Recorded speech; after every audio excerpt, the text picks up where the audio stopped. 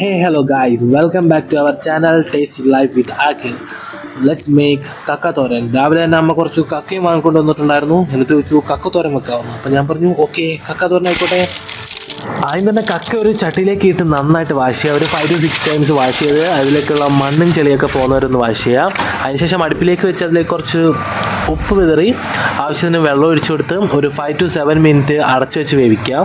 ഈ വെള്ളം നമ്മൾ ഔട്ട് ചെയ്യരുത്, കാരണം ഇത് വെച്ചിട്ട് നമുക്ക് കക്ക രസം ഉണ്ടാക്കാം. നെക്സ്റ്റ് വീഡിയോസിലായിട്ട് കക്ക രസമൊക്കെ വരുന്നുണ്ട്. ചാനൽ സബ്സ്ക്രൈബ് ചെയ്ത് വെച്ചേക്കൂ.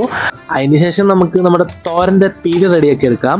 അതിന് വേണ്ടിയിട്ട് ഒരു ജാർ എടുക്കുക. അതിലേക്ക് 1/2 കപ്പ് തേങ്ങ ചിരണ്ടിയത്, ഒരു 5-6 ഉള്ളി, ഒരു കഷ്ണം ഇഞ്ചി, ഒരു 4-5 അല്ലി വെളുത്തുള്ളി, 2 പച്ചമുളക്, ഒരു 1/2 ടേബിൾ സ്പൂൺ മഞ്ഞൾപ്പൊടി, 1/2 ടേബിൾ സ്പൂൺ മുളക് പൊടി, കുറച്ച് കറിവേപ്പില എന്നിവ ഇട്ടിട്ട് നന്നായിട്ട് ക്രഷ് ചെയ്തെടുക്കുക.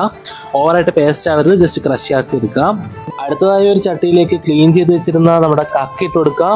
അതിലേക്ക് ഗ്രൈൻഡ് ചെയ്ത് വെച്ചിരുന്ന ആ കോക്കനട്ട് മിക്സറും കൂടി ആഡ് ചെയ്ത് കൊടുത്ത് ആവശ്യത്തിന് സോൾട്ട് ഇട്ട് കൈ കൊണ്ട് നന്നായിട്ട് ഞരടി സൈഡിലേക്ക് മാറ്റി വെക്കുക.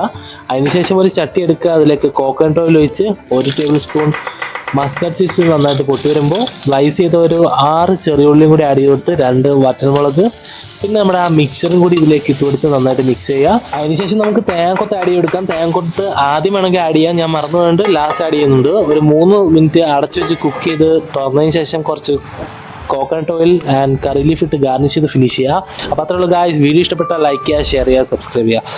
അപ്പോൾ അടുത്ത വീഡിയോയിൽ കാണുന്നവർക്കും ബൈ.